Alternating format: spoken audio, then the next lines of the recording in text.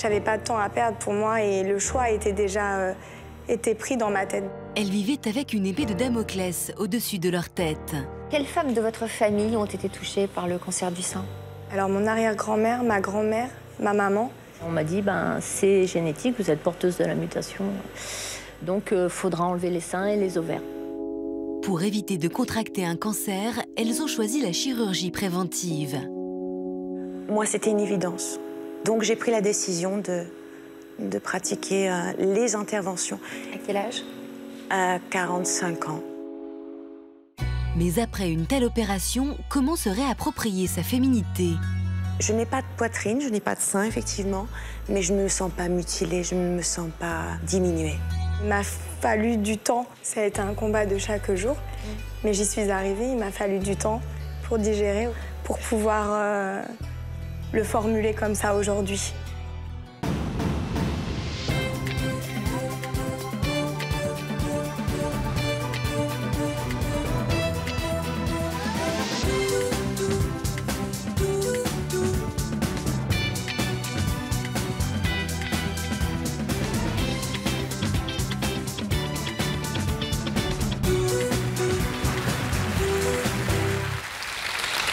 Bonjour à tous, merci de votre fidélité et merci à nos invités d'être présentes sur ce plateau pour nous parler de ce qui a été l'une des décisions les plus difficiles de leur vie. En mai dernier, Angelina Jolie révélait au monde entier qu'elle avait subi une ablation des deux seins pour écarter tout risque de cancer. Compte tenu de ses prédispositions génétiques, l'actrice a choisi cette solution radicale dans l'espoir de déjouer la fatalité. Grâce à elle, la parole des femmes s'est libérée et cette émission que nous vous proposons aujourd'hui en est la preuve. Nous écouterons donc le récit émouvant de femmes qui, comme Angelina Jolie, ont opté pour la chirurgie préventive. Et puis dans l'histoire continue, nous accueillerons Sophie et Vincent. Ils nous parleront de ce qui a changé dans leur vie depuis leur premier passage sur notre plateau. Mais d'abord, donnant la parole au docteur Alfred Fitoussi. Bonjour. Bonjour. Merci d'être avec nous aujourd'hui. Vous êtes chirurgien plasticien à l'Institut Curie à Paris. Vous allez nous accompagner aujourd'hui pour nous éclairer sur le parcours de nos invités et sur ces opérations préventives chargées de limiter au maximum les risques de tumeurs. Pour que nos téléspectateurs comprennent bien les enjeux du thème qui nous réunit aujourd'hui, à qui s'adresse cette chirurgie préventive? Alors, d'abord, je suis chirurgien plasticien et oncologue. Donc je m'occupe de cancer du sein et de reconstruction éventuellement après cancer du sein. Donc ça veut dire que vous prescrivez aussi des traitements de chimiothérapie ou de Exactement, radiothérapie? je fais de la chirurgie du cancer. Chez ces patientes qui ne sont pas atteintes de cancer, ça représente uniquement 5 à 6% de la population des femmes qui vont être éventuellement atteintes. Et donc sur 50 000 cas de cancer du sein par an, il y en aura uniquement à peu près 3 000 par an qui seront dus ou qui seront favorisées par une modification génétique. Donc ces femmes-là dont vous parlez ont donc en elles cette prédisposition génétique dont elles ont hérité et qui peut aboutir à un cancer un jour ou l'autre. Exactement. En fait, ce risque, il commence vers l'âge de 30 ans, parce qu'avant 30 ans, il n'y a quasiment pas de cancer génétiquement induit, et il va augmenter progressivement dans le temps. C'est-à-dire que ce risque est de 1 à 3% l'an à peu près, jusqu'à la fin de la vie. Donc plus on va traiter ces patientes jeunes, et plus on va réduire ce risque. Alors comment ces patientes savent-elles qu'elles sont porteuses de ce gène? Alors souvent, elles ont une famille dans laquelle on a beaucoup de cas de cancer du sein ou de l'ovaire, parce que c'est des cancers qui sont un petit peu similaires, ou alors elles ont un cancer très jeune, et le thérapeute qui va les prendre en charge va leur expliquer que la plupart des femmes, ou beaucoup de femmes qui font un cancer avant l'âge de 35 ans, ont un risque d'avoir une mutation génétique importante. Donc comment on le découvre? Il y a une prise de sang qui permet de mettre en exergue ce gène? C'est une prise de sang et un petit peu de cellules de la bouche qui sont prélevées et qui sont envoyées pour analyse. Donc, en fait, ce que vous dites aujourd'hui, c'est qu'une femme dont des antécédents familiaux, lorsqu'il y a plus de 3 ou 4 cancers dans une famille, dans une même famille, ces femmes-là doivent demander à être dépistées. Voilà, si elles le souhaitent, parce que ce n'est pas une obligation, encore une fois. Il y a des femmes qui ne souhaitent pas savoir ça, qui ne veulent pas, entre parenthèses, que ça entame leur vie. Et celles qui le souhaitent peuvent le faire. En gros, si on a 3 cancers du sein dans sa famille d'ascendance directe, c'est-à-dire sœur, mère, cousine germaine, on a un risque supplémentaire d'avoir cette mutation. Alors évidemment, toutes celles qui ont un antécédent dans une famille, qui ont une mère, qui ont eu un cancer du sein, elles vont se poser la question aussi. Aucune valeur. D'accord. Alors on va saluer Laetitia. Bonjour Laetitia. Bonjour. Merci d'abord à vous toutes qui êtes là aujourd'hui sur notre plateau d'avoir ce courage de venir briser le silence sur un sujet qui a longtemps été tabou. Alors, notamment dans votre famille, Laetitia, vous avez subi une mastectomie préventive à l'âge de 26 ans. Avant d'en savoir plus sur votre histoire, quel impact la déclaration d'Angelina Jolie a-t-elle eu sur vous ces derniers mois? Sortir du silence, tout simplement. Ça vous a fait du bien que quelqu'un comme elle le fasse? Je crois qu'on ne pouvait pas mieux rêver comme ambassadrice, comme égérie.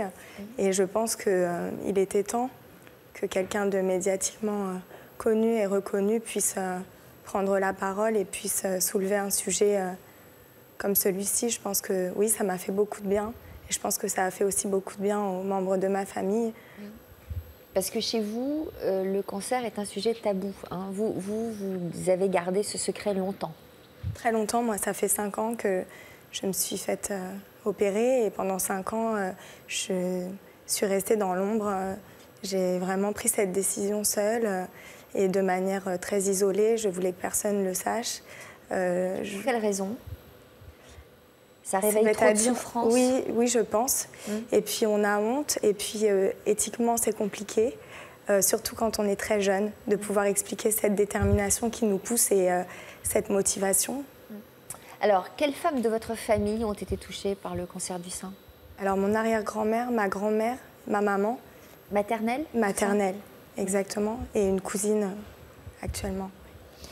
Alors, votre mère, lorsqu'elle a été atteinte, ne vous a pas caché qu'elle était porteuse de ce gène? Elle avait déjà fait des examens, elle, à ce moment-là? Non, en fait, elle n'a pas su tout de suite qu'elle était porteuse de la mutation. C'est au moment où elle est tombée malade, donc à l'âge proche de la quarantaine, qu'en fait, on lui a sans doute expliqué qu'il y avait peut-être une hérédité en cause. Elle était suivie tout de même parce que arrière-grand-mère et grand-mère, donc sa maman directe, on faisait déjà une surveillance tous les 6 mois très accrue et auquel elle est passée au travers des mailles du filet puisque une tumeur s'est déclarée en 6 mois, une tumeur invasive, donc assez importante. Et quand en fait elle est tombée malade et que ça a pris des complications, elle a décidé effectivement de faire cette détection. Et voilà, et dès qu'elle a été effectivement avertie, je pense que ses premières paroles ont été pour nous et pour nous alerter et nous prévenir nous aussi. Et elle a été proactive. Pour vous, parce que vous êtes plusieurs sœurs? Oui, j'ai une sœur directe qui, elle aussi, a fait cette recherche. Alors vous, à 24 ans, vous avez donc fait le dépistage, c'est ça? Tout à fait. Vous avez demandé à votre gynécologue? Alors, en fait, du coup, j'ai beaucoup accompagné ma maman durant sa maladie, ce qui fait que j'ai été mise en relation avec un service de génétique, puisqu'elle a souhaité me mettre en relation avec ce service-là. Elle avait quel âge quand elle a été atteinte? Elle avait 42 ans. Et en fait, elle m'a incité à le faire parce que j'étais l'aînée. Donc elle m'a dit, voilà, il faut que tu fasses cette recherche. Elle a dit, ça, c'est très important. En sachant qu'effectivement, pour elle, la surveillance n'était pas un moyen suffisant de pouvoir déjouer cette fatalité. Et elle avait entendu parler de cette intervention. Et elle m'avait demandé, en fait, de son vivant. Elle m'a dit, voilà, si on apprend que tu es porteuse, je souhaiterais vraiment que tu trouves la force et le courage de faire cette intervention le plus tôt possible pour pouvoir te mettre à l'abri, toi évidemment et ta sœur, que tu puisses aussi servir de modèle et d'exemple aussi pour les générations futures. Alors vous dites de son vivant parce que malheureusement le cancer l'a emporté. Oui. Combien de temps après? 5 ans de combat contre la maladie. Aujourd'hui, pour moi, c'est elle l'héroïne. Il faut savoir que je pense que si elle était vivante aujourd'hui, mon choix aurait peut-être été légèrement plus nuancé.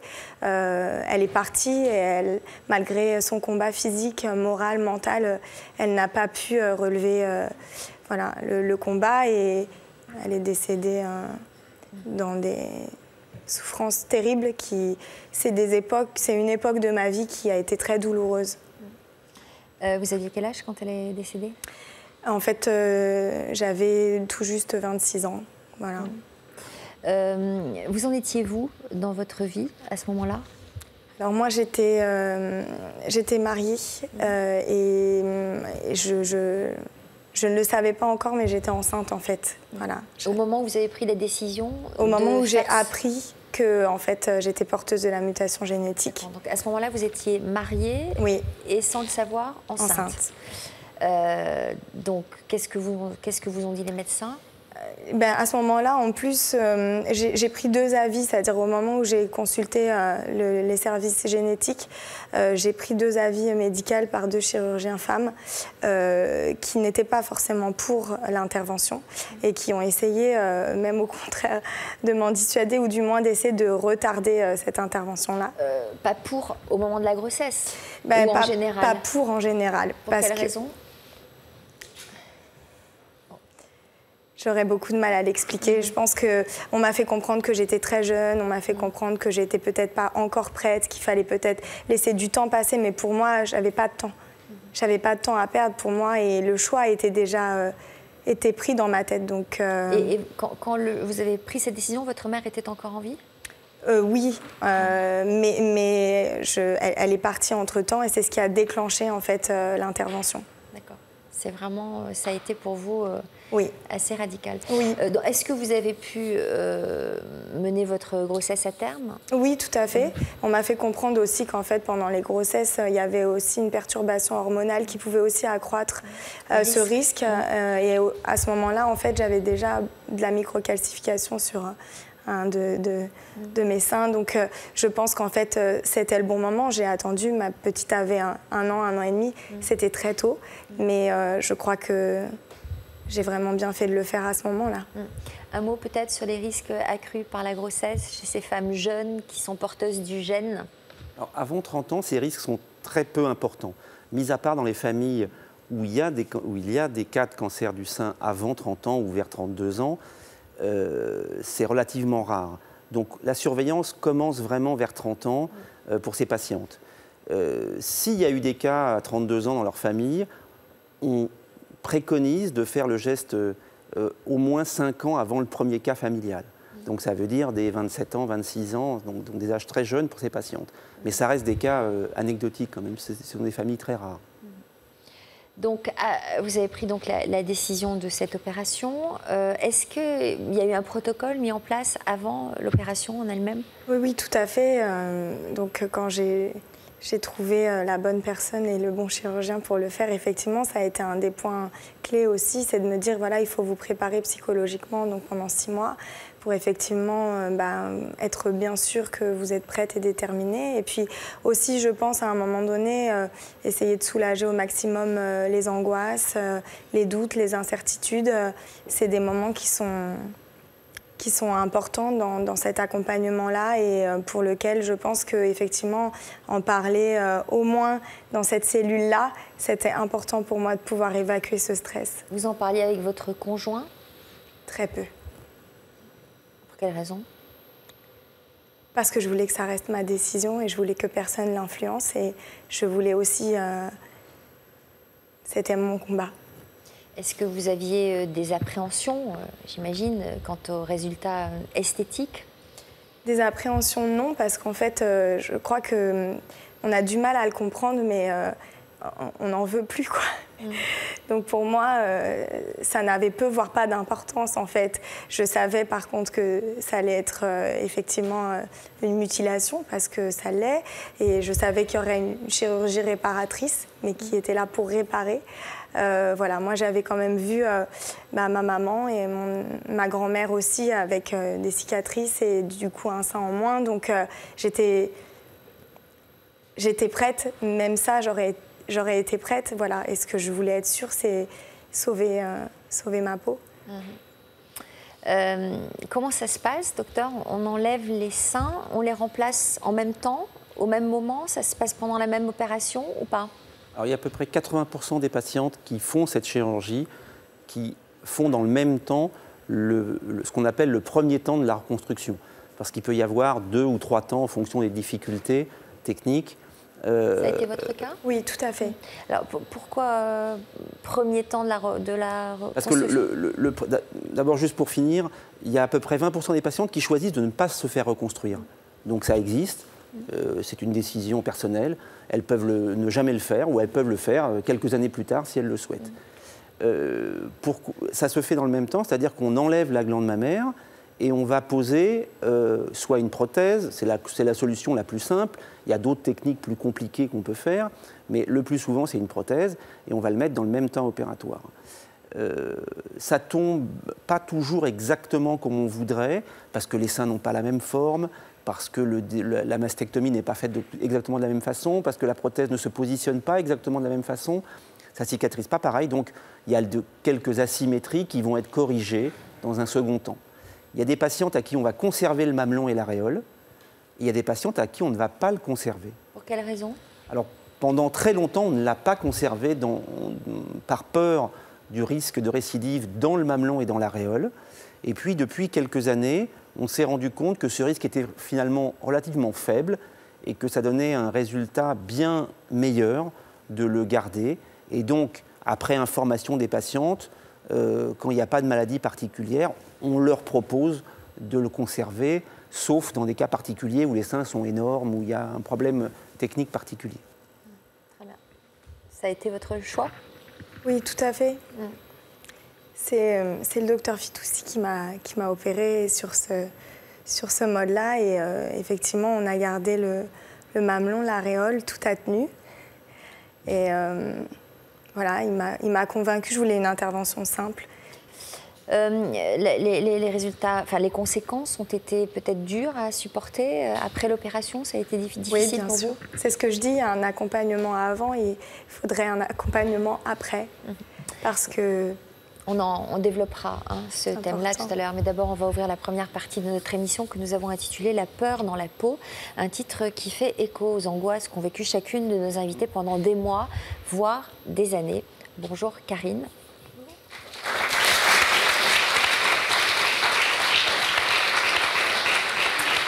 Votre grand-mère a mis au monde 11 filles et parmi elles, la moitié d'entre elles a eu un cancer.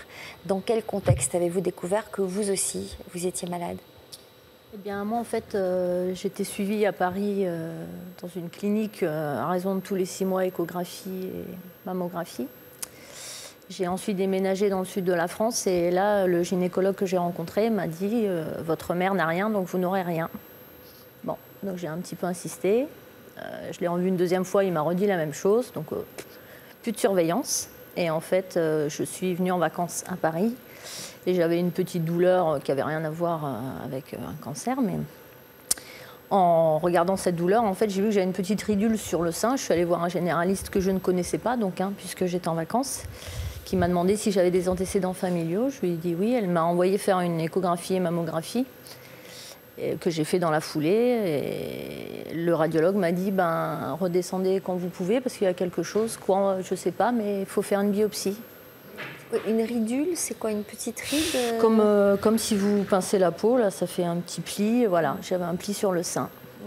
Donc voilà, et donc je suis redescendue entre Noël et Nouvel An et j'ai été voir un gynécologue à l'hôpital de Toulon et que je venais voir juste pour un rendez-vous, je ne voulais rien savoir d'autre et qui m'a dit sans biopsie, sans me regarder, sans biopsie je peux vous dire que vous avez un cancer. Voilà. Comme ça que j'ai su. Là après j'étais un peu dans du coton, il m'a parlé mais bon, voilà. Donc on est descendu à la radio, prendre des rendez-vous, biopsie, tout ça. Donc je crois que j'ai réalisé un petit quart d'heure plus tard quand la secrétaire dans la salle d'attente m'a donné mon rendez-vous en me disant, en me demandant si c'était grave. Et là, je lui dis, c'est un cancer. Voilà. Vous aviez quel âge? 35. Vous aviez des enfants?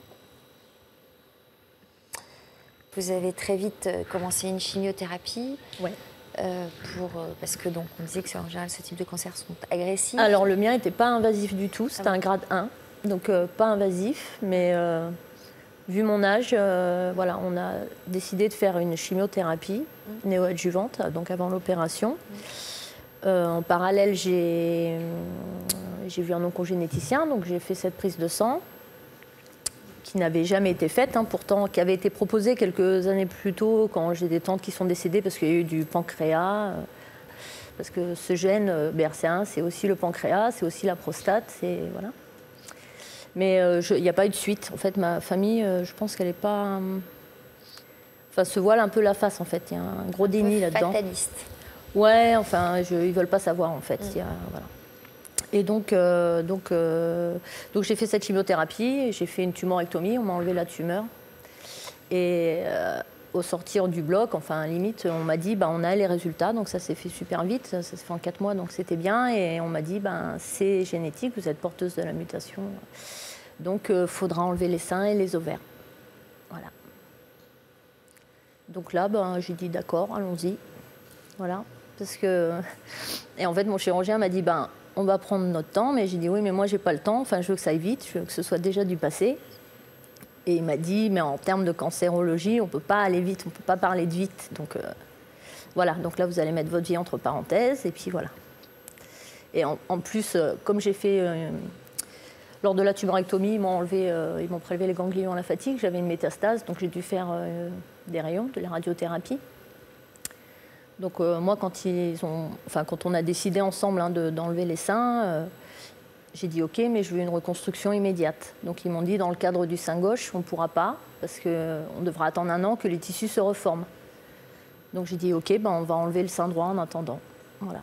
Donc j'ai fait comme ça et on a attendu 1 an. Et après, par contre, moi, on a enlevé l'aréole et le mamelon, et le téton, enfin tout. Bon, les seins, les ovaires, ça fait beaucoup. Vous étiez toute jeune, peut-être un désir d'enfant aussi? Alors, on a enlevé les seins, les ovaires. Un coup, moi, je voulais, et mes médecins ne voulaient pas, en me disant que, en voulant me laisser du temps, justement, et l'opportunité d'avoir des enfants. Puis après, est arrivée la fin de l'hormonothérapie, puisque j'ai été aussi sous hormonothérapie pendant 5 ans. Et là, ils m'ont dit, bon, ce serait bien de les enlever. Et là, c'est moi qui ai temporisé, par contre. Donc, on m'a envoyé consulter à une consultation d'oncofertilité à Marseille, qui a ouvert en 2012, où on ne m'a pas laissé grand espoir, en me disant que la chimio avait... En fait, le but, c'est de congeler des ovocytes. Donc, non pas que j'ai un projet d'enfant, là, tout de suite, immédiat, je vis seule. Mais pour enlever...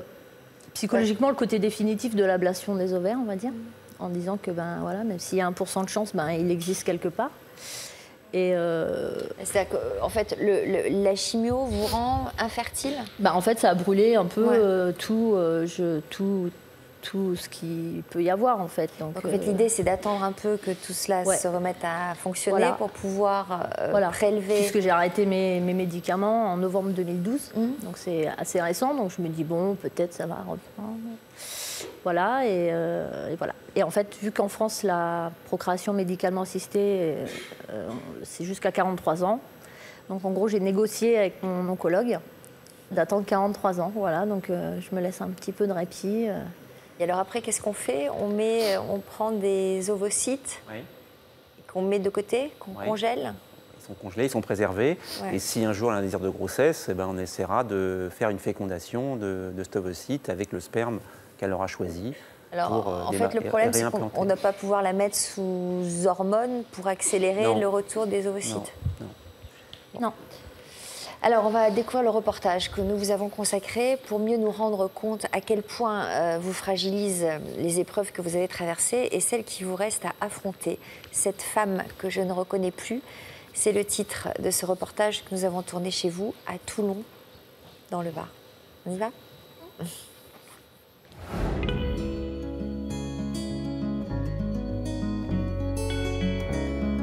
Karine a 41 ans, elle est célibataire. En 2008, suite à un cancer du sein, elle a subi une ablation de la poitrine, puis une reconstruction mammaire. 5 ans après l'opération, l'épreuve du miroir reste toujours aussi douloureuse. Ce qui me gêne, ce sont les cicatrices, donc celle-là, là, notamment, et puis celle-là. parce que bon, voilà, ça se voit quand même. Et puis ben, le décolleté, ça va pas être le même que quelqu'un qui a des vrais seins. Mais là, on voit, c'est... Voilà, donc là, on voit la prothèse. Je me sens différente, voilà. Différente des autres. J'ai jamais eu de reproches ou de réflexions à ce sujet, mais j'ai toujours peur du rejet par rapport à ça. Et puis oui, moi, j'ai pas la sensation d'être comme avant, quoi. Donc voilà. Tous les 6 mois, Karine a rendez-vous avec son cancérologue pour une visite de contrôle. Bonjour. Bonjour, docteur. Allez, rentrez. Allez-y. Vous vous asseoir. Merci. Ça fait un petit bout de temps qu'on s'est pas vu. Bien, le scanner de ce jour. Les kystes biliaires, c'est des kystes biliaires, donc aucun problème. Et la prise de sang. Pas d'anémie, pas de problème sur la numération formule. Donc examen parfait. Bon, on passe à la dernière partie, je vous examine. Oui. Aujourd'hui, Karine est en rémission. Toujours aucun ganglion. En fait, vous allez bien, donc je suis pas très inquiet. Le problème, c'est que la jeune femme risque un autre cancer, celui des ovaires. Elle a une anomalie génétique qui augmente les risques de la maladie. Je suis plus inquiet pour... Enfin, plus inquiet. Pour la suite, quoi. Je crois vraiment que cette chirurgie de prévention de l'ovaire me paraît indispensable pour vous. Pour l'instant, on a un scanner qui nous donne quand même une évaluation. Hein. Bon, effectivement, il n'y a rien aux ovaires, donc on est tranquille. Mais on sait qu'il faudra quand même y réfléchir. Aujourd'hui, Karine vit avec une épée de Damoclès au-dessus de la tête. Elle est prête à subir l'opération, mais retarde l'échéance. Je sais que j'ai pas le choix, donc je vais le faire. Donc voilà, après, je laisse un peu de répit à mon corps, quoi. Je le laisse souffler, ouais, je me laisse tranquille. Geneviève, la mère de Karine, a la même anomalie génétique. Il y a quelques années, elle n'a pas hésité à se faire retirer les ovaires. Aujourd'hui, elle est inquiète pour sa fille. Les ovaires, tu appréhendes, tu veux la faire rapidement, tu veux pas la faire Si, je vais la faire, mais à mes 43 ans, comme j'ai dit. Ouais, tu attends parce que tu espères. Non, j'espère pas. L'espoir auquel fait allusion la mère de Karine, c'est d'avoir un enfant. C'est pour cette raison que la jeune femme se donne encore du temps avant d'être opérée.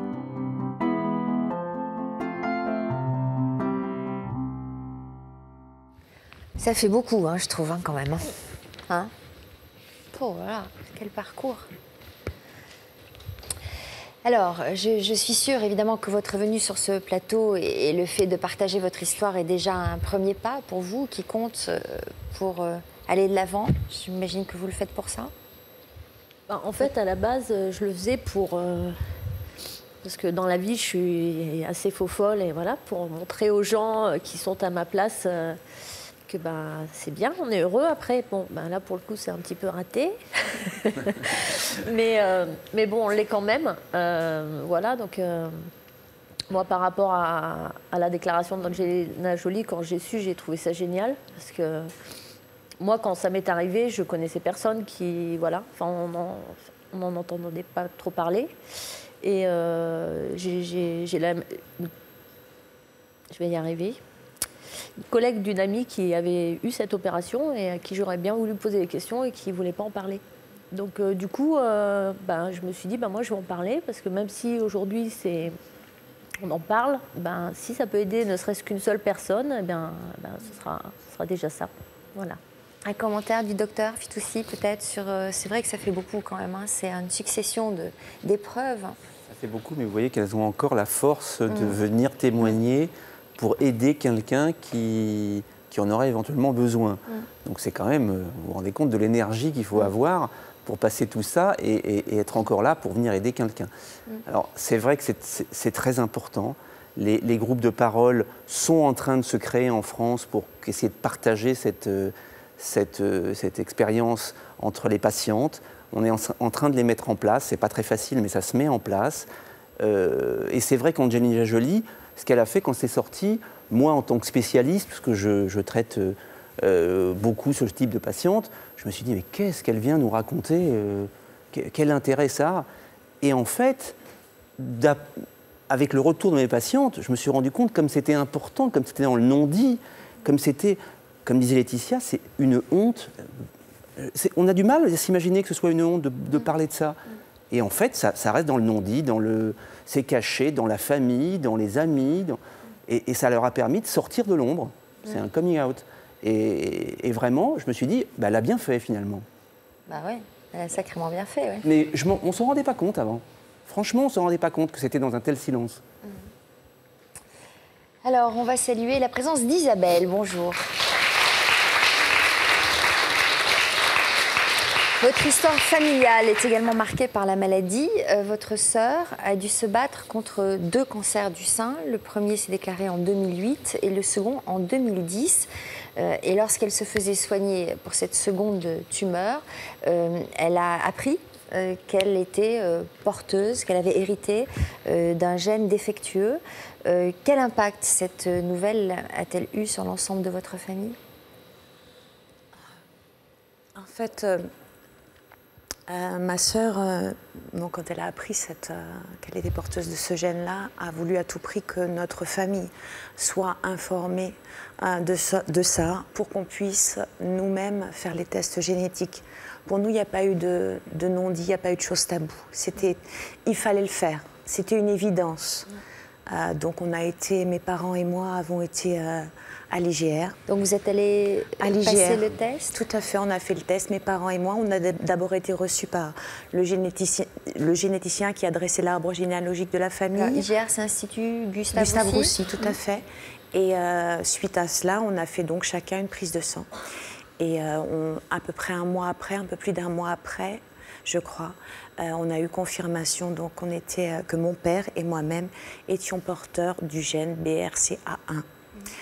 Et moi, le généticien qui m'a reçu m'a parlé de ce qu'il était possible de faire. Donc un suivi régulier, effectivement, mammo, écho, IRM, et puis de l'annexectomie, c'est-à-dire l'ablation des trompes et des ovaires. En me donnant à chaque fois le pourcentage, c'était vraiment très très mathématique. Hein. Et puis des femmes, peu de femmes qui allaient jusqu'au bout, à savoir la mastectomie préventive. Moi, c'était une évidence, tout de suite, tout de suite. De la même façon que le fait d'être porteuse de ce gène ne m'a pas... là aussi, c'était une évidence. C'était un lien de plus entre elle et moi. Et donc, j'ai pris la décision de pratiquer les interventions, puisqu'en fait, je voulais faire les deux en même temps. Ça a été refusé, certainement à juste titre, pour me laisser le temps de digérer et de me préparer psychologiquement à cela. Et donc, j'ai fait donc, dans un premier temps, l'annexectomie. À quel âge? 45 ans. Et ça a été très, très difficile pour moi. Et vous aviez des enfants? Pardon? Vous aviez des enfants? Oui, j'ai un garçon de 10 ans. Mais c'était me priver d'une liberté, même si à 45 ans, je me disais, oui, je n'en aurais pas d'autres. Mais j'avais cette opportunité, cette liberté-là. Tout d'un coup, je n'ai plus ce choix. Ça a été très dur. Mais d'un autre côté, il y avait le combat de ma sœur qui était encore là, qui était fière de moi et qui voulait à tout prix me protéger. Donc, voilà, je viens de subir la mastectomie double. Double? Oui. Avec reconstruction? Non, pas dans l'immédiat. Alors, apparemment, un nouveau protocole, on pose un extenseur, on enlève la glande mammaire, on pose un extenseur qui sera gonflé pendant un certain temps, jusqu'à temps que mon volume soit suffisant. Et puis, à ce moment-là, on enlèvera à nouveau les extenseurs et on mettra une prothèse à la place. Voilà. Moi, j'ai voulu garder, j'ai tenu à garder l'aréole et le mamelon aussi. Donc, voilà. Donc, aujourd'hui, je suis dans le doute. Je ne sais pas quand est-ce que je vais pouvoir être à nouveau opérée, quand est-ce que on va commencer ces gonflages. Et voilà. Ce sont des opérations lourdes? Oui, oui. C'est très lourd. C'est très douloureux et on n'a pas non plus de réponse par rapport à cette douleur. On ne sait pas si elle est normale ou pas. Ça rejoint ce que vous dites peut-être, l'accompagnement après. Oui. Qu'est-ce que vous en pensez de ça? C'est un gros problème. Il y a une demande qui est énorme, une demande d'information, une demande de suivi psychologique. C'est un très gros travail, en fait. Et en tant que thérapeute, on est plutôt habitué à traiter. Et si tout va bien, rentrez chez vous et on vous revoit en 2 mois. Voilà, c'est plutôt comme ça. Alors que j'imagine que forcément, il y a des conséquences hormonales puisqu'on vous enlève les ovaires. Donc forcément, ça entraîne une ménopause. Donc forcément, ça entraîne des conséquences physiques. Tout à fait. Et morales. Tout à fait. Bouffées de chaleur. C'est terrible. Donc il faut que ça soit aussi ça pris en compte. Par qui alors? Parce que j'imagine que ce n'est pas le boulot des oncologues qui ont trop à faire. Mais normalement, dans une consultation générale, il y a une gynécologue qui est spécifique pour ça, qui va prendre en charge toutes les complications de l'ablation des ovaires, qui va expliquer qu'est-ce qu'on peut donner comme traitement, qu'est-ce qu'on ne peut pas, comment on peut aider. Le problème, c'est qu'il n'y a pas beaucoup de traitements qui marchent très bien sur ça. Donc l'aide, elle est quand même limitée. Bon, donc vous vous retrouvez donc avec cette opération lourde, avec ses conséquences, et puis avec la douleur de perdre votre sœur qui est décédée donc 2 mois plus tard que vous ayez fait la première intervention, le 12 mai 2012. 2012. J'imagine que, évidemment, comme vous avez vécu ce moment de manière très douloureuse. C'est l'horreur, et parce que ma sœur avait était quel âge 47 ans. Elle s'est battue comme une lionne, elle n'a jamais montré quoi que ce soit à personne, elle a toujours tout caché, elle se maquillait, elle se faisait rajouter des fossiles, des cheveux, et elle avait toujours un sourire jusque-là, se souciant davantage des autres que d'elle-même. Et c'est une leçon de vie, donc elle est partie finalement sans rien nous dire. Elle a tiré sa révérence comme ça. Elle nous a regardés vivre de loin un petit peu quand elle a su qu'elle était condamnée. Elle ne l'a dit à personne. Elle nous a regardés de loin. Comment ça, elle vous a regardé de loin? Elle a commencé, en fait, elle a dû l'apprendre, on suppose, hein, parce qu'en fait, on n'a pas tout à fait le médecin. Voilà. Apparemment, elle a su au mois de décembre que l'issue était fatale, qu'elle n'avait plus que quelques mois à vivre. Et au moment du premier de l'an, elle a demandé à son mari, à un de ses fils, voilà, ils voulaient aller au ski à ce moment-là, ils voulaient tous partir au ski. Et Nathalie a dit non, moi je reste là, allez-y. Elle a commencé à regarder de loin pour voir si quelque part, si on s'en sortirait sans elle. Voilà. Et c'est une leçon de vie, c'est une leçon de vie. C'était quelqu'un de merveilleux, et c'est pour elle que j'ai fait tout ça aussi. C'est bien sûr pour moi, mais et pour mon fils. Mais il y a mon papa aussi derrière qui est porteur et qui se sent terriblement coupable, alors qu'il n'y est pour rien. Alors, qu'est-ce qui se passe pour un homme porteur du gène? Qu'est-ce que ça engendre pour un homme? Quelles sont les interventions de prévention?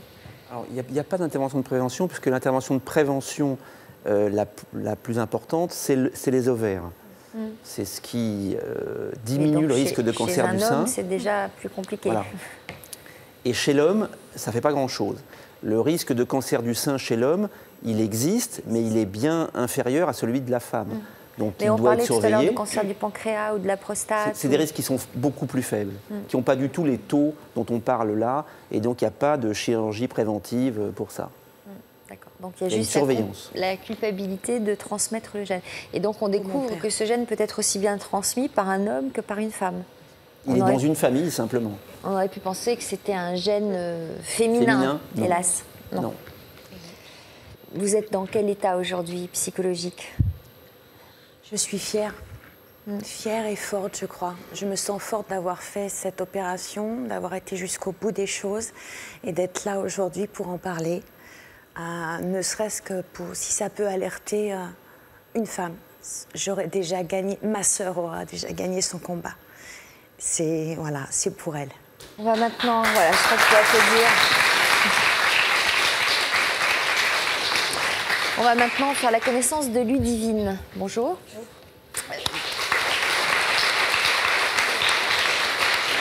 Pour quelle raison, Ludivine, teniez-vous à témoigner de votre histoire sur notre plateau? J'ai eu un cancer en 2007. La même chose que ma mère, qui est décédée à 36 ans et qui l'a eu à 33 ans, comme moi. Que mes frères et sœurs avaient le même âge que mes enfants. Donc j'ai fait le test génétique au mois de septembre. Donc ils me l'ont fait 6 ans après. Et j'ai appris que j'avais le gène de ma mère. Donc ils m'ont retiré le 30 mai, ils m'ont retiré les ovaires. Le sein me le retire au mois de novembre. L'autre sein a été retiré pendant ma chimiothérapie, qui a été faite en 2007, que je n'ai pas pu refaire la reconstruction mammaire tout de suite. Je ne me sentais pas prête. Pour moi, c'était la guérison avant la chirurgie esthétique. Et je fais ça pour ma mère, quoi, actuellement. Parce que si le test existait, ma mère serait encore là actuellement. Et comment vous allez? Très bien. Je n'ai pu vivre avec la peur parce que ça m'angoissait tous les jours. Et je ne voulais pas refaire les traitements que j'ai vécus auparavant. Et ce que ma mère elle a vécu aussi, je ne voulais pas le reproduire.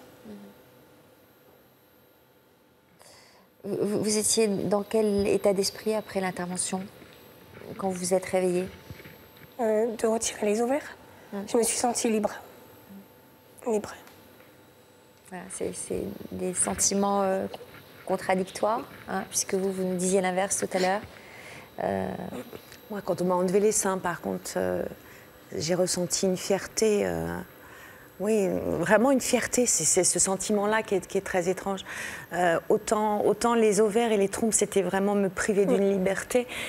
Autant les seins, pour moi, ce n'était pas important. Non, moi, c'était la priorité. Voilà. Mais d'un autre côté, c'était aussi pour préserver... Enfin, j'ai fait tout ça. Ma sœur voulait que je le fasse pour passer au travers de tout ça. Pour que je ne connaisse pas ce qu'elle avait connu, elle. Donc... Vous nous direz tout à l'heure où vous en êtes aujourd'hui, mais d'abord, on va écouter quelques messages de la rédaction. Écoutez bien, c'est peut-être votre histoire, s'il vous concerne. N'hésitez pas à nous contacter. À tout de suite. Comme nos invités, vous pouvez nous raconter votre histoire. Alors que vous étiez déjà adulte, vous avez découvert que vous aviez un frère ou une sœur. Vous avez appris sur le tard que votre père avait déjà eu un enfant avant de rencontrer votre mère. Votre père a mené une double vie et vous avez découvert que vous aviez un demi-frère ou une demi-sœur. Avant votre naissance, votre mère avait accouché sous X et après des années, elle a retrouvé cet enfant qu'elle avait abandonné. Vous venez d'apprendre que vous avez un frère ou une sœur et vous hésitez à prendre contact avec lui ou avec elle, ou vous allez bientôt vous rencontrer pour la première fois. Pour nous raconter votre histoire, contactez notre équipe au 0820 16 30 15 ou connectez-vous sur le site de France 2, rubrique Toute une histoire. Aujourd'hui, dans l'Histoire continue, nous reprendrons des nouvelles de Sophie et Daniel. Il y a 5 ans, ils se posaient une question. Avait-il bien fait de se marier? Pour moi, c'était pas possible. De dire non. Mais est-ce que vous aviez vraiment envie de dire oui? Ben maintenant, je pense pas, non. Vincent, lui, avait grandi sans connaître toute une partie de sa famille. Où en sont-ils aujourd'hui? Salut frangin! La réponse dans la dernière partie de l'émission.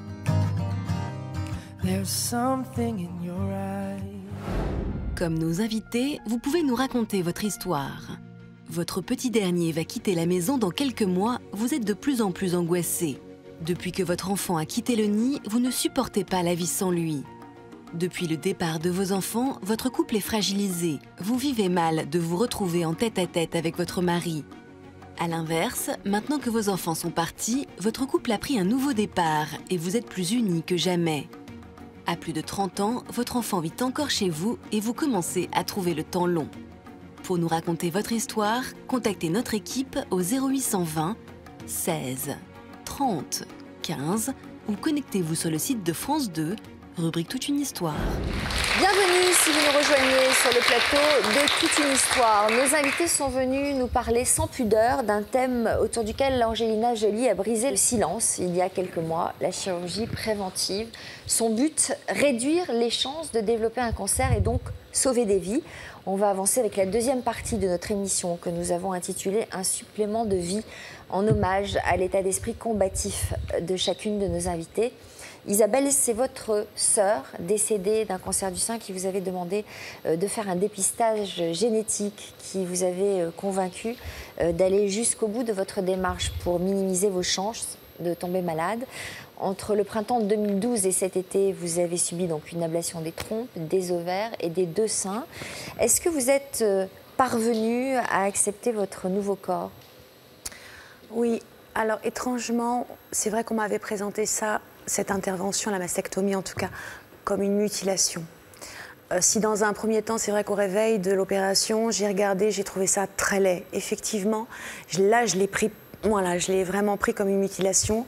Au jour d'aujourd'hui, je suis capable de regarder ça et je vois ces cicatrices-là et j'en suis fière. J'en suis fière. Donc, je n'ai pas de poitrine, je n'ai pas de sein, effectivement, mais je ne me sens pas mutilée, je ne me sens pas diminuée. Non. Là, non, pas du tout. Vous vivez en couple? Oui. Vous en avez parlé avec votre conjoint? Tout à fait. Des sujets qui ne sont pas tabous? Non. Non, vraiment, on a voilà.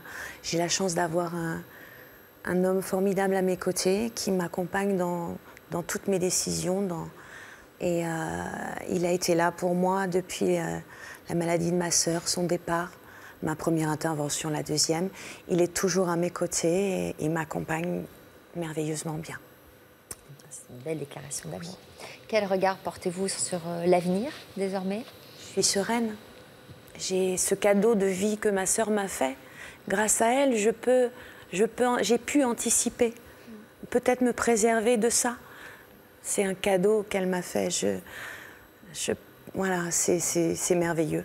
C'est merveilleux. Donc vivre 2 fois plus pour elle, pour moi, parce qu'elle sera toujours là. Une question horrible. Quand on est porteuse de ce gène, est-ce que d'autres types de cancers peuvent se développer en dehors des ovaires et du sein? Non. Aujourd'hui, le risque, il est très peu important. Il n'est pas du tout en commune mesure avec ce risque de 60 ou 80% de risque de cancer du sein qui pèse sur ces femmes. Non, pour l'instant, c'est pas connu. Ludivine, c'est après avoir gagné votre combat contre le cancer que vous avez appris que vous étiez porteuse de ce gène BRCA2. Pour vous mettre à l'abri, vous avez choisi la chirurgie préventive. Donc, vous nous disiez tout à l'heure que vous avez déjà fait retirer vos trompes et vos ovaires et qu'aujourd'hui, vous envisagez donc une autre opération. Oui, le sein, qui sera fait là au mois de novembre. Parce que je ne suis pas prête à refaire ces traitements que j'ai eu auparavant, quoi. Depuis que vous avez vécu tout ça, qu'est-ce qui vous tient particulièrement à cœur? Moi, je me bats pour ma mère. Pour ce qu'elle n'a pas pu faire exactement. Parce qu'elle a eu le cancer du sein, des ovaires et des os. Et qui nous a quittés à 36 ans. Donc, moi, je me bats pour elle. Vous-même, vous avez une petite fille âgée de 10 ans. J'imagine que vous comptez lui parler de ce que vous avez traversé. Oui. Et il faudrait que je vais en parler à l'âge de 18 ans, qu'elle fait ce test génétique. Quel conseil, docteur Fitoussi, concret doit-on tirer de l'expérience de Ludivine et de nos autres invités? Qu'il faut de l'information pour ces patientes. L'information dans un sens et dans l'autre. C'est-à-dire, qu'est-ce que je peux faire? Qu'est-ce que ça m'apporte? Qu'est-ce que je vais devenir? Quelles sont les alternatives? Est-ce que j'ai un risque si je me fais uniquement surveiller par un examen annuel, même que ce soit l'IRM ou la mammographie? Est-ce que je réduis ce risque en me faisant opérer? Alors, pardon, vous parlez de cet examen, on parle de mammographie pour ces femmes-là, porteuses du gène, ça ne suffit pas, j'imagine. Il faut une échographie plus une IRM, parce que l'IRM arrive à diagnostiquer environ 6 à 12 mois avant la mammographie ce qu'on appelle des prises de contraste, c'est-à-dire des zones chaudes, qui ne sont pas obligatoirement des cancers, mais qui vont pousser les investigations vers cette zone chaude, qui permettra éventuellement de diagnostiquer un cancer beaucoup plus tôt. Et Laetitia a parlé tout à l'heure de ce qu'on appelle le cancer de l'intervalle, et c'est de ça qu'on a peur. C'est pendant ces 6 mois ou 12 mois pendant lesquels il n'y a rien, peut apparaître un cancer du sein qui peut être éventuellement petit mais agressif, et donc qui va nécessiter des traitements, comme on en a parlé tout à l'heure, dont le souvenir est souvent intarissable et qu'on ne veut pas essayer de recommencer. Donc c'est dans ça qu'il faut essayer d'aider les patientes à choisir, avec les éléments qu'il faut, la décision qu'elles vont faire. Et comme vous voyez, il y en a pour qui les ovaires c'est facile, d'autres pour qui c'est difficile. D'enlever les seins sans se reconstruire, il y en a pour qui c'est facile. Personne n'est pareil. En fait, il faut juste être à l'écoute, savoir ce qu'elles souhaitent, comment elles voient les choses, et leur donner les éléments pour le choix qu'elles vont faire. Avec qui on en parle? Avec un oncologue, forcément?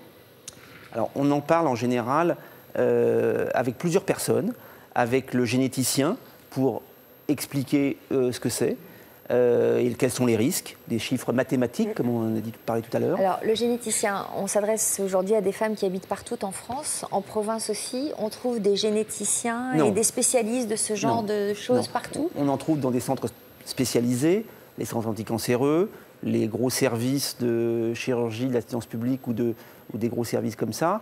Et en général, les médecins connaissent les centres référents où il y a un généticien. Il y en a plusieurs à Paris, il y en a dans toutes les grandes villes de France.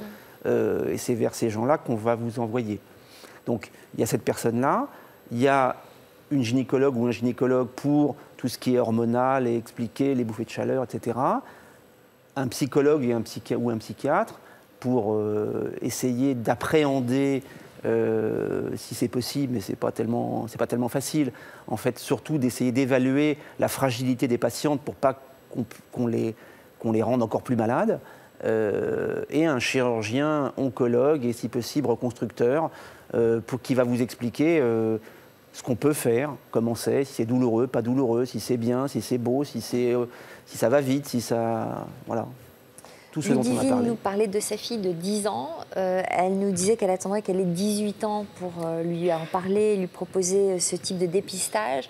Il faut en parler à partir de quel âge? Est-ce que 18 ans, c'est pas trop tard? C'est presque trop jeune, plutôt. Comme je vous disais tout à l'heure, le risque de cancer avant 30 ans, c'est moins de 1%. Donc c'est vraiment exceptionnel, mis à part dans des familles très particulières. Donc, dans des familles où on a eu des cancers du sein à 42 ans ou à 43 ans, ce n'est pas la peine d'en parler. Maintenant, pour des patientes qui ont eu des cancers du sein à 30-32 ans, il faut commencer à en parler vers 23-24 ans et faire cette recherche entre 25 et 30 ans, quoi. Ça ne sert à rien de les affoler avant. Puis à 18 ans, on n'est pas complètement structuré. Avoir ça comme poids sur la tête, c'est un peu difficile, quoi. Divine. J'ai aussi une petite sœur qui a 26 ans aussi et qui va faire ce test génétique. Voilà, je pense que 25 ans, c'est bien, quoi. Laetitia, dans votre famille aussi, le cancer du sein est héréditaire. Votre mère est décédée et vous étiez prête à tout pour éviter que l'histoire ne se répète. Vous avez donc choisi l'ablation préventive à 26 ans. Est-ce que vous êtes parvenue à accepter votre nouveau corps après l'intervention ? Oui, ça a été un combat de chaque jour, mais j'y suis arrivée, il m'a fallu du temps pour digérer aussi. C'est pour ça que 5 ans, c'est peut-être très bien, parce que j'ai le recul aussi. Et c'est ce que je disais, en fait, dans l'après, je pense qu'il y a une reconstruction de vie, il y a une renaissance aussi derrière, avec un nouvel horizon, plein de nouveaux projets, plein de choses dans lesquelles on peut se projeter, et un sens à cette existence réelle. Et puis, 2 cœurs qui battent, voilà. On m'a rien enlevé pour moi, c'est vraiment une valeur ajoutée. Mais il m'a fallu du temps pour pouvoir le formuler comme ça aujourd'hui. Est-ce que c'était quoi ce combat de tous les jours après ? C'était un gros complexe, hein. C'était un gros complexe. Moi, j'avais quand même l'impression que, malgré tout, alors qu'on touchait à mon intimité, à ma pudeur, tous les gens le voyaient. Donc j'étais sans cesse en train de rectifier un top, en train de regarder que sur la plage, on ne voyait pas mon léger creux. Il y a eu des hématomes aussi, indéniablement. Le port des vêtements, de tous les vêtements, n'était pas le même. Je ne ressentais pas les vêtements. J'avais une insensibilité, en fait, au départ, qui était très difficile pour moi à gérer. Donc, il y avait tout cet après dans lequel il a vraiment fallu que je m'investisse.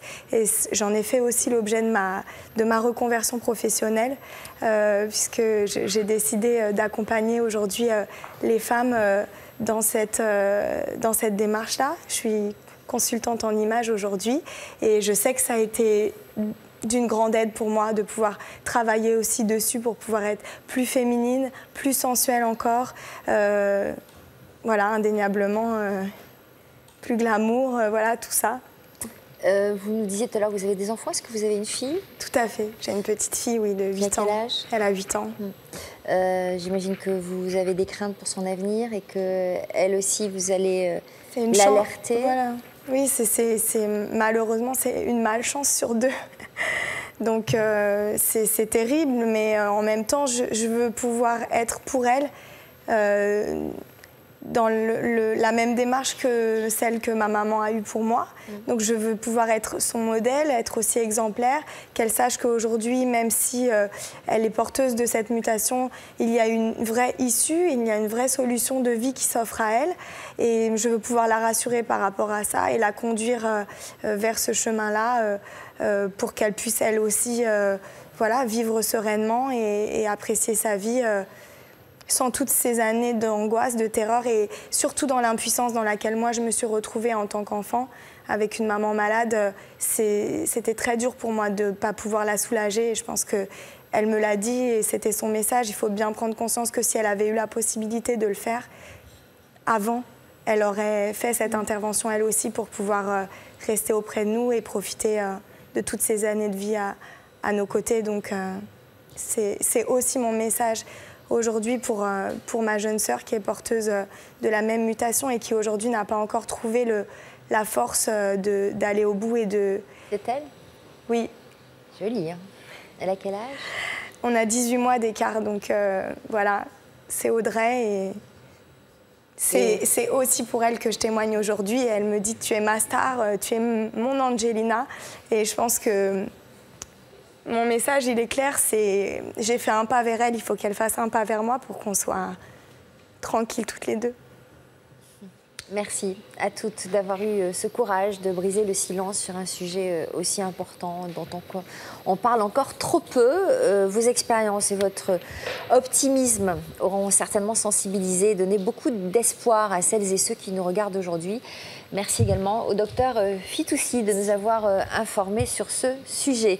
Avant de poursuivre avec l'histoire continue, je tenais à vous remercier pour votre confiance, car vous êtes nombreux à apprécier ce nouveau rendez-vous. Merci à toutes. Aujourd'hui, nous allons revenir sur l'histoire de Sophie, que Jean-Luc Delarue avait reçue il y a 5 ans. À l'époque, Sophie était rongée par le doute et se demandait si elle avait vraiment bien fait de se marier. Puis Vincent nous expliquera quel genre de relation il entretient désormais avec sa sœur depuis qu'il a fait sa connaissance à 37 ans. Bonjour à tous les deux. Merci d'avoir répondu à cette nouvelle invitation. Je vais commencer avec vous, Sophie. Vous étiez venue donc sur notre plateau le 19 juin 2008. À l'époque, une seule question vous hantait, vous et votre conjoint. Avons-nous bien fait de nous marier? Rappelez-nous dans quel état d'esprit vous étiez en venant sur notre plateau. Alors à l'époque, nous étions venus voir Jean-Luc Delarue pour... nous allions fêter notre première année de mariage.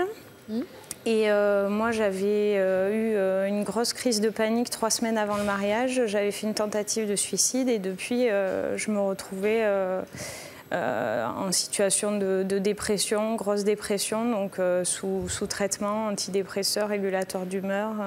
Mais la tentative de suicide avait un rapport avec cette perspective de mariage ? Alors, ça a été le déclencheur, le mariage, la pression du mariage et tout ça m'a fait plonger. Après, on n'a jamais trop compris exactement les raisons de ce plongeon, mais on était dans une situation très difficile. Pourquoi aviez-vous souhaité témoigner sur notre plateau ? Alors en fait, pour nous, c'était la dernière cartouche. On se trouvait dans une impasse et on n'arrivait pas à trouver de solution. Donc, on s'est dit... Il y avait quoi, beaucoup de conflits au quotidien ? Non, pas des conflits, mais on n'arrivait plus à savoir si on avait quelque chose à faire ensemble ou pas, et on n'arrivait pas à se séparer non plus. Donc, on voulait voir si d'autres couples avaient vécu les mêmes choses. Alors, je propose tout de suite de regarder un petit récapitulatif en images de votre histoire avant de découvrir si votre couple a finalement résisté. Regardez.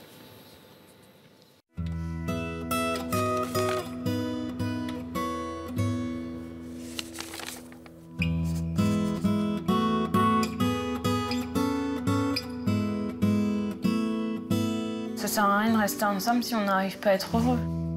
Sophie et Daniel étaient venus témoigner en 2008 sur le plateau de Toute une histoire. Ils étaient alors mariés depuis 1 an. 1 mois après votre mariage, quel premier bilan vous avez fait? Voilà, je me suis demandé si j'avais bien fait. Prise d'angoisse, Sophie avait tenté de mettre fin à ses jours, 3 semaines seulement avant son mariage. Le mariage, pour moi, c'est un engagement à vie. Donc, du coup, je me suis posé beaucoup de questions et j'ai pris peur. Pour moi, c'était pas possible de dire non. Mais est-ce que vous aviez vraiment envie de dire oui? Ben maintenant, je pense pas, non. Ce doute, donc, depuis quasiment le jour du mariage, vous le vivez comment, vous? Au début, avec la ferme conviction qu'on s'en sortirait bien, et avec beaucoup plus de doutes maintenant, on va dire. Quel sentiment vous avez pour elle aujourd'hui? Une très grande réflexion. Après, est-ce que c'est de l'amour, est-ce que c'est pas de l'amour? C'est plus difficile à trancher. Sur le plateau de l'émission, Sophie et Daniel avaient trouvé conseil auprès de notre psychologue de l'époque, Sabrina Philippe. On fusionne dans le mariage. On fusionne de noms, on fusionne de biens. Et parfois, cette fusion, elle est insupportable. Disons que je me dis souvent, je suis la femme de Daniel, quoi. Je suis plus Sophie. Malgré cette première année de mariage difficile, Sophie et Daniel cherchaient des solutions pour sauver leur couple. L'idée d'un remariage vous tente? Disons que pour l'instant, on a envie de s'accrocher. Mais le remariage, je vois pas ce que ça nous apporterait, quoi.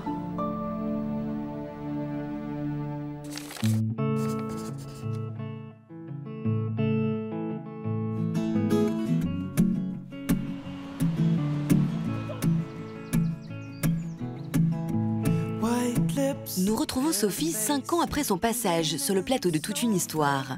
À 30 ans, c'est une jeune femme transformée qui revient sur la première année de son mariage. Au moment où nous sommes venus sur le plateau de Toute une histoire la première fois, on s'est posé la question de savoir si on allait se séparer. Parce qu'on n'arrivait plus du tout à avoir une vie de couple. Les seuls moments où on était vraiment ensemble, c'était pour se poser des questions. En témoignant dans l'émission, Sophie espérait obtenir des réponses pour sortir son couple de la crise. Quand j'ai entendu les conseils de la psychologue, moi j'ai pris conscience que donc il fallait qu'on continue à se battre l'un à côté de l'autre, que notre amour était là, mais juste endormi en fait, et qu'il fallait trouver le moyen de le réveiller. Et moi je pense que ça passait par le fait de reprendre confiance en moi. Après plus d'1 an de souffrance, Sophie a eu le déclic qu'elle attendait tant. À partir du moment où moi j'ai réussi à me prendre en main, à sortir de chez moi, là ça a vraiment été le début d'une nouvelle vie de couple, de mariée. Aujourd'hui, on peut dire qu'on est heureux puisqu'on a réussi à surmonter cette crise et à fonder notre famille et à faire notre petit cocon en amoureux.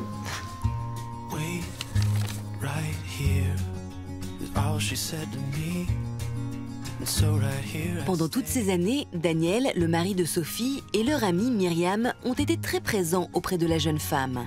Quand j'ai vu l'émission, je me suis dit que c'était peut-être pour eux et pour Sophie surtout une aide supplémentaire pour qu'elle puisse se sentir mieux et donc voir d'autres personnes qui étaient dans le même cas qu'elle.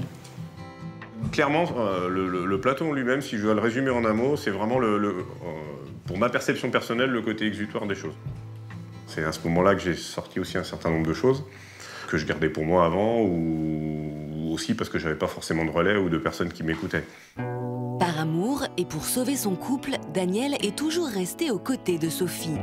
Elle avait vraiment besoin d'arriver à reprendre confiance en elle et de se reconstruire progressivement.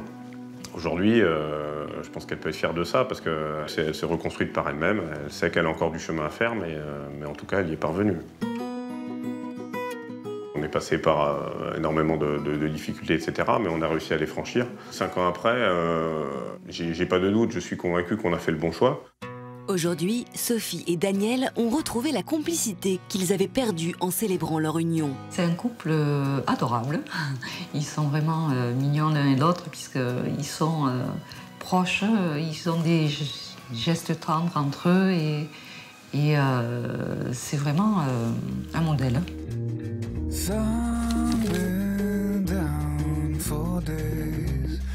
Sophie et Daniel ont réalisé leur rêve, fonder une famille. C'est avec Elliot, 3 ans, et Eva, 2 ans, qu'ils profitent de leur nouvelle vie. Bon, ça fait du bien quand même d'être tous les 4 un peu. On en profite. C'est quand même chouette de voir ce qu'on a aujourd'hui, ce qu'on a construit. On peut être fier de ce qu'on a fait. On a réussi à construire tout ça et aujourd'hui, on peut en profiter.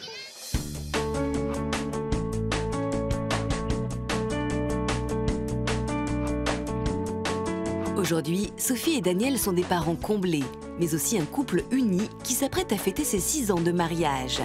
Et pour que ce jour soit inoubliable, Sophie a décidé de surprendre son mari. En fait, on va se faire une petite soirée en amoureux. Donc j'ai préparé une tenue pour Daniel, puisqu'il n'est pas au courant de la surprise, et je voulais qu'il soit lui aussi en tenue pour l'occasion. Tu veux faire quoi avec les cartes de papa? Il faut les regrouper par famille. Regarde, une couleur. Daniel connaît sa femme mieux que personne, et même s'il se doute que Sophie lui cache quelque chose, il est loin d'imaginer la surprise qui l'attend. Je savais bien qu'il y avait une ruse. Je t'ai préparé des affaires. Je t'ai mis un petit mot. Voilà. Donc moi j'y vais. Oui. Et on se retrouve tout à l'heure. Je t'ai mis l'endroit, l'heure. Et voilà. D'accord. Voilà. Très bien. À tout à l'heure. Je t'attends 19h30, 2 avenue Roski à Jurançon pour une soirée en amoureux dont nous nous souviendrons longtemps. Gros bisous, je t'aime très fort. Sacrée maman, nous fait des surprises.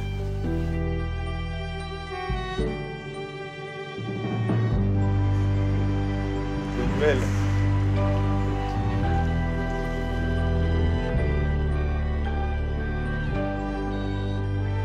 Dans un cadre romantique, Sophie a tenu à renouveler ses vœux avec celui qui est son mari depuis 6 ans déjà. Le symbole de tout ça, c'est de se dire oui, redire oui, sans toute la pression et tout ça de la première fois. Et répondre à la question qu'on s'était posée il y a 5 ans. Avons-nous bien fait de nous marier? Donc moi j'ai dit oui. Moi j'ai dit oui, on a bien fait. Je voulais te remercier pour cette invitation. Je trouve ça généreux et puis super émouvant de ta part. Donc, dire que j'ai été fier de toi, que je t'aime très fort. Je pense qu'il y a des sentiments très forts entre nous et qu'il faut qu'on les entretienne et qu'ils dureront très longtemps. When you're with me, what do you feel? Will you tell me even if I won't tell you? Sophie et Daniel qui sont avec nous. Bonjour Daniel. Quel souvenir gardez-vous de votre échange avec Jean-Luc Delarue? Alors en fait, quand j'ai vu l'émission, je ne me suis pas reconnue. J'étais, donc, comme je vous l'ai dit, sous traitement. Et je me suis dit, mais il faut se réveiller, quoi. Enfin, je me suis dit, là, c'est pas toi, c'est pas ta nature, donc il faut que tu te secoues. Donc j'ai eu voilà, un déclic. Qu'est-ce qui vous a particulièrement touché sur notre plateau? L'intervention de la psychologue, qui nous a dit qu'en fait, notre amour était là, ça se voyait, mais que c'était sûrement dû à une peur que j'avais face au mariage, le fait de fusionner, une angoisse de disparaître derrière Daniel. Voilà. Alors, qu'est-ce que vous avez compris en entendant ces propos? Vous êtes dit... Alors, je me suis dit qu'il fallait que je prenne ma vie en main et qu'il fallait que je sois actrice de ma vie, que je reprenne confiance en moi, que je réalise des choses. Donc j'ai arrêté ces traitements déjà, contre l'avis des médecins et de mon entourage. Mais moi je me suis dit, c'est pas possible, je peux pas rester un zombie comme ça, ça m'aidait pas. Donc j'ai arrêté les traitements et j'ai cherché à me rendre utile. Donc je me suis lancée dans le secourisme. Et en aidant les autres, j'ai réussi à m'aider. À reprendre confiance en vous. Voilà. Daniel, vous, au départ, vous aviez juste accepté d'accompagner votre femme dans le reportage. Vous dites que votre participation à toute une histoire a finalement été pour vous un exutoire. Qu'est-ce que vous entendez par là? Vous avez pu dire des choses que vous ne vous étiez jamais dit, peut-être? Pas forcément des choses que j'avais jamais dites, mais enfin, que je lui avais jamais dites, mais disons que sur cette période d'1 an, entre l'enchaînement des 3 semaines du mariage, les multiples complications qu'il pouvait y avoir entre nous, etc., et tout ce qu'il y avait, on prenait plus le temps d'échanger ou de dialoguer. Et c'est vrai que je venais pas à l'émission pour ça, je venais pour l'accompagner, pour continuer à la soutenir et essayer de la pousser en avant. Et c'est vrai qu'en regardant l'émission aujourd'hui, on voit vraiment que déjà je monopolise sans le vouloir la parole, ce qui n'est pas dans ma nature profonde. Et globalement, ça m'a permis de ressortir des choses que j'avais accumulées durant toute cette année. Et de cette forme d'exutoire qui m'a permis de ensuite vraiment passer à autre chose et d'essayer de l'aider d'une manière peut-être un peu différente. Vous avez vu son comportement évoluer assez rapidement? À partir de là, on a commencé à faire déjà un peu plus de projets, à essayer de reconstruire des choses ensemble, tout doucement, étape par étape. Donc la véritable difficulté, en tant que conjoint, c'est de... On ne sait pas de quoi elle souffre. Je pense qu'elle ne sait toujours pas de quoi elle a souffert à ce moment-là. Et globalement, d'arriver à la soutenir, on est là pour l'épauler, etc. Et d'être toujours en retrait, mais de toujours prendre les devants. Et donc c'est très difficile de doser entre les deux et d'arriver à garder cet équilibre, garder de la distance tout en perpétuellement penser à la soutenir, à l'aider, à l'accompagner. Voilà, c'est ça qui est vraiment compliqué. Quels événements vous ont finalement permis de sortir définitivement la tête de l'eau? Donc le fait d'arriver à sortir de chez moi, d'affronter l'extérieur, parce que j'en étais arrivée, j'avais peur des autres, peur de sortir. Et après, j'ai décidé de déménager, de changer de maison, parce qu'on s'y sentait pas bien et moi j'y étais toute la journée, donc c'était pas possible. Et à partir du moment où on a déménagé, très vite, j'ai réussi à tomber enceinte. Donc là, ça a été... un grand bonheur. Donc vous l'avez bien vécu cette grossesse? Ah oui, on l'attendait. Pas de doute? Ouais. Ça vous émeut, rien que d'y penser? Des larmes de bonheur? Oui, ça a été une des clés. J'avais souvent dit qu'il fallait que je donne la vie pour sauver la mienne. Et ça a été ça. Comment décririez-vous la femme que vous êtes devenue aujourd'hui?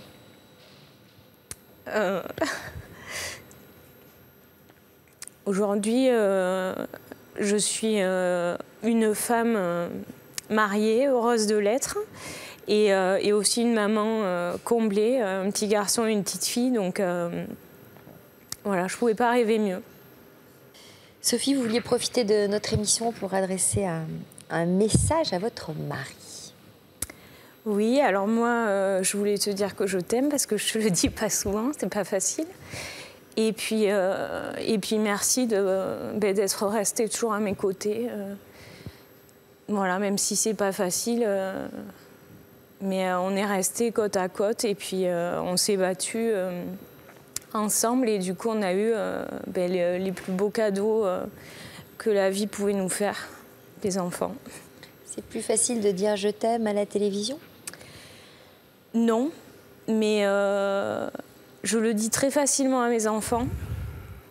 Mais c'est vrai qu'avec les adultes, j'ai plus de mal à m'exprimer. Et du coup, je profite de l'occasion. C'est vrai que la télévision, on se dit, tout le monde nous voit, ça devrait être plus compliqué. Mais voilà, aujourd'hui, j'en profite. Je t'aime très fort.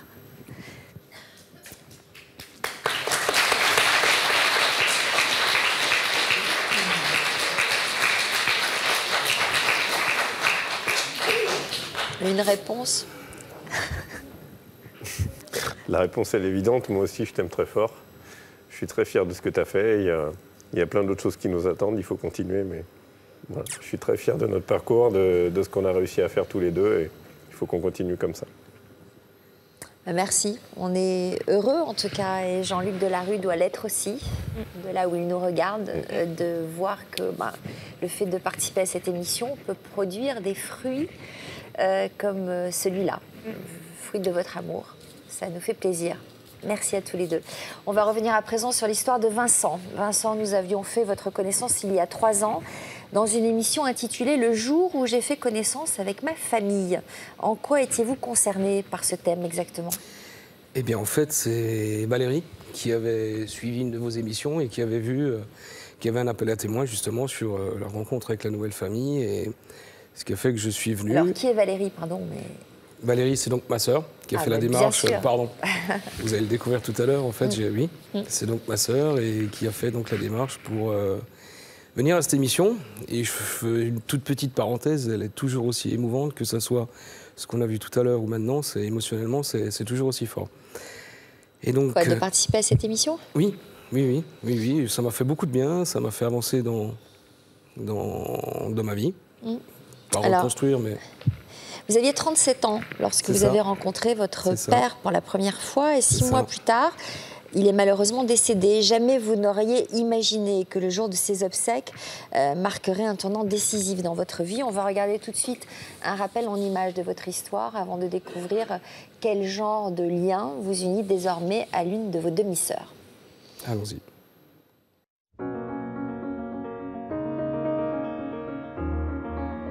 Jusqu'à encore l'année dernière, j'ai grandi sans mon papa. À l'âge de 37 ans et après plusieurs années de recherche, Vincent avait retrouvé son père. Il était très important de rencontrer l'autre partie de moi-même, parce qu'en fait, pendant justement 37 ans, j'ai vécu sans savoir qui était l'autre moitié. Il vous a fait une grosse révélation. Ah oui, il m'apprend que j'ai 9 frères et sœurs. Psychologiquement, ça a été assez compliqué, quoi. À peine quelques mois après leur retrouvaille, le père de Vincent décédait brutalement suite à un problème cardiaque. C'est dans ce contexte difficile que Vincent rencontrait ses frères et sœurs. Le jour des obsèques, je les ai tous vus. Ça a été assez violent, je ne peux pas dire autrement. C'est vraiment très, très particulier. Comment ça s'est passé avec eux? Vous vous êtes senti des affinités, des attirances avec certains plus qu'avec d'autres? Avec ma grande sœur. Comment s'appelle-t-elle? Valérie. Valérie avait tenu à être présente sur notre plateau. Alors qu'elle connaissait à peine Vincent, elle avait profité de l'occasion pour lui témoigner tout son amour. Regarde-moi dans les yeux. À mon petit frère, bon, déjà, je t'aime très fort. Tu sais que pour moi, tu as fait instantanément partie de ma famille. Ce serait bonheur si tu pouvais être là à Noël chez nous.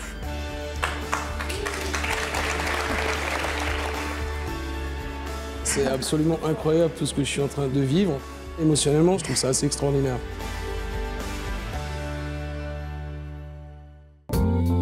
Trois ans plus tard, à Mulhouse, nous retrouvons Vincent. Depuis l'émission, il a créé des liens très forts avec Valérie, malgré les 100 km qui les séparent. Ce matin, Vincent ouvre sa boutique en ne pensant qu'à une chose, la visite de sa sœur, qui vient spécialement de Suisse pour passer la journée avec lui. Ça doit faire un petit mois qu'on ne s'est pas vu. Ça fait déjà très longtemps. Ce matin, je me sens d'une humeur très très joyeuse, extrêmement content de voir ma frangine. Toujours heureux de la voir. À quelques rues de la boutique, Valérie partage l'impatience de Vincent. J'ai une grosse boule au ventre, oui. Parce que j'ai hâte, là. Je suis pressée d'aller le retrouver.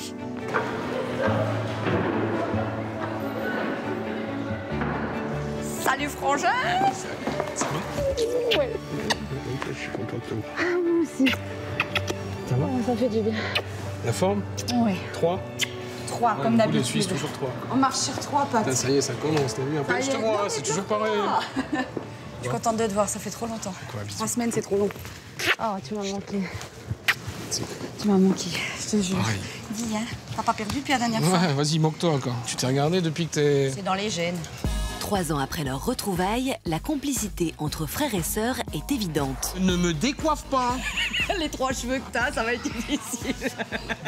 J'ai l'impression qu'on est yin et yang en même temps. Qu'on se complète c'est comme le et on se premier ressemble. jour. C'est comme le premier jour où on s'est vu, quoi. On s'était jamais vus. Non, mais on s'est compris tout de suite. Et c'était très naturel de se retrouver. C'est nous deux. Alors, XL, ça va le faire. Mais, je sais pas, on verra. On va Allez, le faire. on y va. Voilà, c'est bon, t'es bien caché? C'est bon. Ça y est, t'y es, frangine? Oui, c'est bon. Ah, c'est pas mal. La couleur, elle est bien, ça te convient? Ouais, elle est jolie, ouais. Faut que tu me donnes mon sac si tu veux que je te paye. Non, mais ça, déjà, tu vas pas payer. Ça, c'est cadeau. Oh, c'est génial. Tu connais, mais t'as l'habitude. Bon, avec plaisir. Gros bisous, gros bisous. Check. Dès qu'ils se retrouvent, Vincent et Valérie profitent de chaque instant.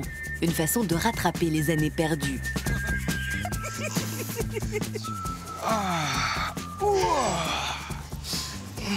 Ah, il fait bon. On n'est pas bien là, franchement. C'est beau les arbres. Il paraît quand j'étais bébé, quand je pleurais, le seul moyen de me calmer, c'était de me foutre sous un arbre. Ah ouais? Entre anecdotes et fou rire, ils retrouvent ensemble une seconde jeunesse. Bah voilà, peut-être le côté enfant qu'on n'a pas eu, on a besoin de le retrouver comme ça, directement. C'est un peu ça. En délirant et puis en faisant les oeufs tous les deux ensemble. Je pense que c'est ça.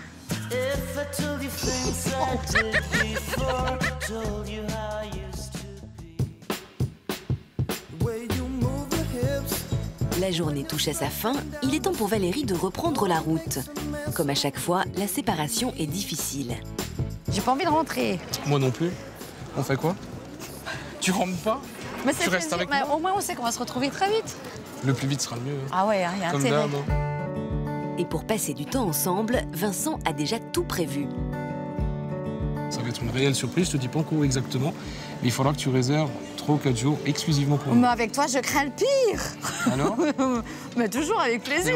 Oui, c'est que du bonheur. Bisous. C'est cool. Je t'aime. Moi aussi. Très fort. Ça me touche énormément. Bye. On a encore tellement de choses à se dire, à se partager. Donc, je crois que ça se voit, voilà. Je suis un petit peu émue.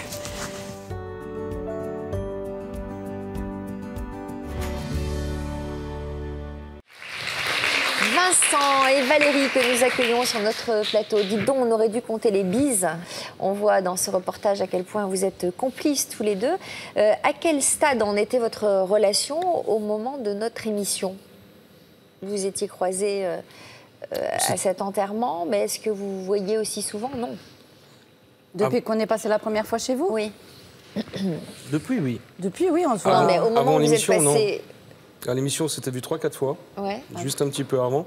Et jamais tous les deux? Et non, jamais ensemble. Ouais. Tout le temps, en fait, soit avec... ensemble, certes, mais toujours avec soit la belle famille, le beau-frère, la belle-sœur. Enfin, on n'était jamais tous les deux seuls, non. Votre émission nous l'a permis. Passer une excellente soirée tous les deux. Oui, c'est ça. Vous êtes allés au restaurant tous les deux après l'émission? Oui, on est allé au restaurant. Et vous vous êtes découverts plein d'affinités? Oui, tout plein. C'est vrai qu'on n'a pas besoin de se parler pour se comprendre. En fait, on se ressemble énormément. Oui, absolument. Je me souviens sur notre plateau d'une proposition de passer Noël ensemble. Vous l'avez passé ensemble finalement? On a passé les fêtes de fin d'année ensemble, effectivement. Et ça a été tout de suite à l'image de Valérie. Elle m'a un peu surprise. Je suis arrivé avec ma femme, puis elle me dit, bon, on va faire un dîner un peu particulier pour les fêtes de fin d'année. Je fais, ah bon? Je dis, c'est quoi? Elle me dit, on va faire un dîner à l'envers. Je ne sais pas si vous avez déjà eu l'occasion de commencer par le café, le schnapps et le dessert. Non. Vous commencez par un café avec un petit digestif. Ensuite est arrivé des très bonnes îles flottantes. Et ainsi de suite, comme ça, jusqu'à l'apéritif à 5h du matin. D'accord. Mais c'est tout à son image. Et tout alors, à fait normal. comment le supporte l'estomac? Ben, bien. Très, très bien, même. On mange nettement moins et on boit nettement moins. C'est vrai? Mine de rien, oui. Ah bon, ben on Donc va essayer. On commence avec alors. un café. Ouais, enfin, elle dit ça pour se déculpabiliser. Merci, Heureusement que je suis c'est là gentil, pour te ouais, c'est corriger. sympa. Parce que franchement, c'est vraiment pas le cas. Mais c'était très, très bien. C'est marrant, on dirait un vieux couple tous les deux. Un petit peu, ouais. Faut arrêter de dire ça. Tout le monde a dit ça. Il faut vraiment arrêter de le dire. On est frères et sœurs. On est complémentaires. Couple, non. Mais en tout cas, on s'adore. Vous n'êtes pas tombés amoureux l'un de l'autre? Non, non, non, on est amoureux chacun de notre côté. On partage un amour fraternel assez fort.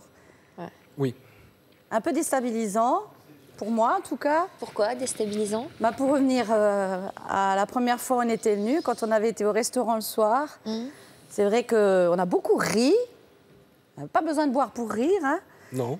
Et à un moment, je me suis mise à pleurer. Oui, après on a beaucoup pleuré. Il y a des aussi. émotions qui sont montées. Parce que j'ai réalisé que Vincent, c'est la photocopie conforme du papa, en plus jeune, hein, quand même. Et quand j'ai ri comme ça avec Vincent, j'ai réalisé que j'avais jamais vécu ça avec mon père. Donc j'avais les deux images qui se superposaient. J'avais l'impression d'être indirectement avec mon père et de vivre des choses que je n'avais pas pu vivre avec lui. Donc c'était un petit peu perturbant. Mais maintenant, c'est bon, il a retrouvé la bonne place. Ouais, tout va bien. Chacun à sa case. Heureux d'être là. Oui. Vous arrivez justement à parler... Enfin, ça vous arrive de parler de votre père tous les deux, justement? En fait, c'est à toi. Ah, c'est à moi? Non, enfin, moi j'allais dire c'est très compliqué parce que elle a vécu des choses qui sont pas forcément toujours très très positives et moi j'ai eu que le positif pendant 6 mois. Donc pour moi, en tout cas, quand elle me raconte des choses qui sont négatives, j'ai du mal à les assimiler. Parce que pour moi, en fait, tout a été rose, tout a été positif, à part la maladie. Donc sinon, tout le reste, j'ai rien ressenti négatif vis-à-vis de mon père. Elle, ça a été tout l'opposé. Les autres frères et sœurs que j'ai, qui sont plus âgés, ont eu des choses plus mitigées, négatives. Alors, parce que vous avez 8 autres frères et sœurs. On est 10 ? En tout, on est 10. C'est-à-dire, moi, j'ai 9 frères et sœurs. D'accord. Plus moi, donc On 10. suppose qu'il y en aurait encore une à quelque part, de sœurs. Oui, quelque part Voilà. sur Paris, d'ailleurs. On Mais attend sait les pas où. infos, on ne sait pas trop encore. Vous voulez lancer un appel? Si oui, volontiers. Qu'est-ce que vous voulez A priori, lancer comme oui, appel? on aurait une sœur quelque part à Paris. Et qui vous a dit ça? Je ne peux pas vous dire. Ah bon. Une source sûre qui ne veut Dites pas donc, mais en dire alors, plus, votre malheureusement. Père, c'était quand même une sacrée personnalité. Marié 4 fois, et puis les... Oui, tu parles que des mariages. Hein. Il y a Oui, eu j'ai des dit marié 4 aventures, fois, et puis le reste... Il y a encore eu plein d'aventures à côté. Oui, quand même, pour faire autant d'enfants, et puis en plus en ayant peut-être d'autres encore ailleurs. Ouais, disons, il s'est bien occupé, quoi. Mais c'est des belles surprises, mine de rien. Oui, à l'arrivée, en fait, Ouais. c'est plutôt très positif. Avec du recul, à quel point ces retrouvailles ont-elles bouleversé votre vie, à tous les deux? À toi. Ah bah non. Ces retrouvailles ont bouleversé ma vie par rapport en fait à tous les frères et sœurs que j'ai eus. Donc en fait, il a fallu faire la part des choses entre Valérie et d'autres frères et sœurs qu'on Parce que voit, c'était pas voit pas. la même complicité forcément qui vous unissait Non, aux autres. absolument, oui, bien sûr. En tout cas, pour ma part, moi, comme vous avez pu voir, j'ai un magasin, donc je suis ouvert tous les jours. Donc pour certains frères et sœurs qui voulaient me rendre une visite, c'était avec très grand plaisir. Il y en a qui l'ont fait, il y en a d'autres pas. Moi, ça m'a aidé à avoir plein de réponses, vraiment plein de réponses. Parce que je me posais plein de questions quand même. Pendant plus de 35 ans, tu connais pas ton père. Après, t'apprends, t'as 9 frères et sœurs. C'est pas forcément toujours évident. Et puis surtout quand il y a plusieurs sons de cloche. En l'occurrence, dans sa jeunesse, ça a été plutôt difficile. Et puis sur la fin de vie, ça a été plus positif. Mais pour moi, beaucoup de choses ont changé. Déjà, la frangine, je suis super content qu'elle soit là. Je suis content que tu sois ma sœur. Déborah aussi, qui est là-bas. Très jolie coupe. Et pour moi, tout va bien dans le meilleur des mondes. Eh bien, votre duo fait plaisir à voir et votre bonne humeur est contagieuse. On vous souhaite de passer, bien sûr, encore beaucoup de moments privilégiés tous les deux. Je vais maintenant vous demander à tous les quatre de signer le grand livre de toute une histoire. C'est Daniel qui va commencer. Tenez, Daniel.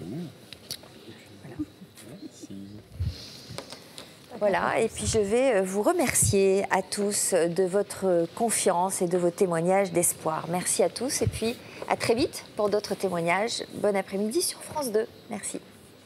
Kiss me like you wanna be loved. Gonna be loved. Gonna be loved. This feels like falling in love.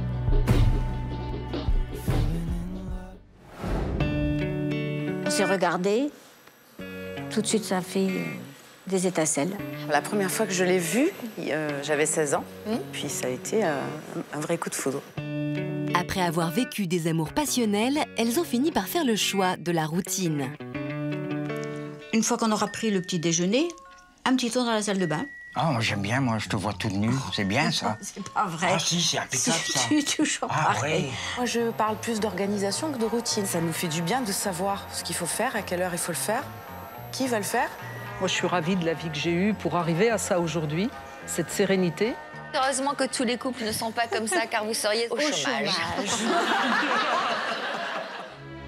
Et ce train-train est même devenu le ciment de leur couple. Pour moi, il faut qu'on soit ensemble tout le temps. Et pour elle aussi d'ailleurs. C'est pour ça qu'on se tient. On se tient et on se tiendra encore longtemps.